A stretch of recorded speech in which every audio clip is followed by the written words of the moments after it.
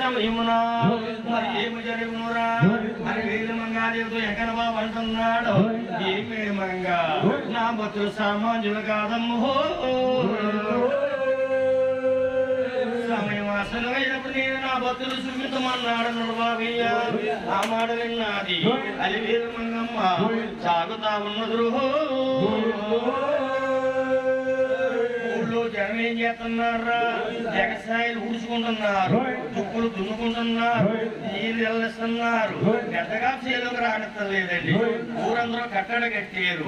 ఈరన్న రామున కూడా వాళ్ళు కలిసిపోయారు. ఆ కట్టడ ఎలా కట్టారు బాబయ్యో, పడిలోకి వెళితే 100 రూపాయలు జుర్మానం అన్నారు.